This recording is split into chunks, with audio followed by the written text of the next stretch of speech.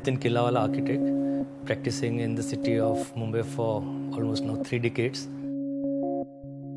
We are staying in this property for over 50 years. As family expanded, we thought that we would buy one more apartment somewhere nearby, but nothing was really affordable.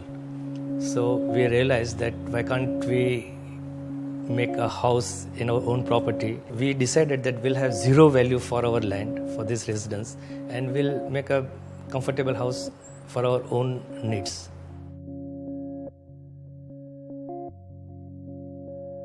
You just imagine this house like a chest of drawer where we have 2 legs in the front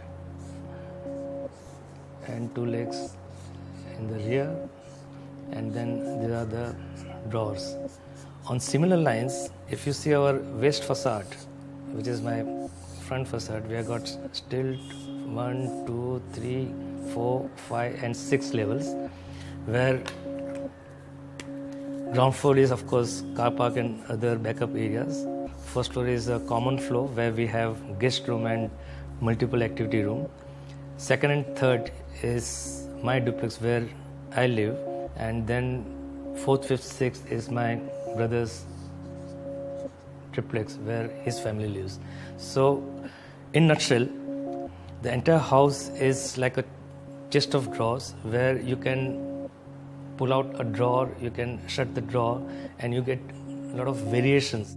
And if you see this elevation or the front facade of this house, you can easily make out that on ground floor is all open. First floor we have got totally different type of windows with glass with wooden slats, and then a drama of terraces, balconies, jharukas, double height, even a hanging deck. All that is happening over here. So this is how I look the building vertically. The main feature of this small little house is use of steel. Many times people ask me, why this kind of a roof? First of all, they don't accept it's a steel deck slab. They thought that it's some kind of design which I have done in plaster of Paris. So, because these things are not normally done in a residential building. But to me, it is more of a structural aesthetics. And that is something which is very important. Similarly, even for the flooring, we have got normal 900 by 900 square tiles, but we have cut it into different sizes just to establish basic structural grid of the house. End of the day, you can get a good feel between a masonry and steel structure, deck slab, and combine with in bits and pieces of wood. So a lot of wood also we have used in interior in terms of furniture, steel and wood combo.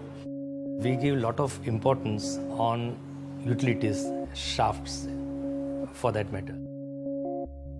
So in this particular building, what we have done, presuming this is the typical bathroom, there is a door and this is the external window. We have pipe shaft here. So instead of having a conventional louvers or jali or a wall or for that matter any other material, we just put a tensile fabric which gives a very good glow of light throughout the day. Instead of putting slab, we got grated steel frame so that a person can stand on top of it and work, and these are color coded pipes. Here we have the fantastic advantage of huge peltophorum trees. We are in fact grown with these trees. These trees are there for now over 60-70 years, and we thought that why can't we take advantage of this and let's bring trees from outside in.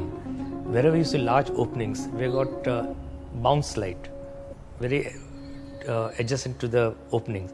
So in the evening, because of glass, there's a little bit of shimmering happens, and that creates a little drama. As I mentioned, this is our old family property for 5 decades. So we have been collecting a lot of art, and that's my weakness. We have not added a single new piece of artwork after we reconstructed this house. But art is something like, having children in the house, you create some kind of relationship.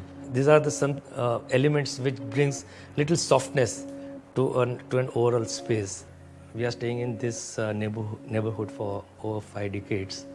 That time there were only small, ground floor, first floor, or G+2 at the most. And over a period of time, all the buildings surrounding our own bungalow were they've gone up to 8-10 story high. And as family also expanded, it's a reality.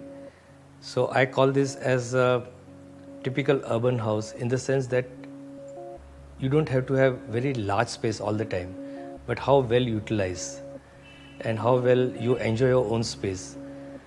Like in this building, we have FSI up to 2.7, but we opted to use only up to 1.7. Maybe our requirement is still 1.5, but 0.2 is little spare space which we have kept it, because for us it was more of construction cost.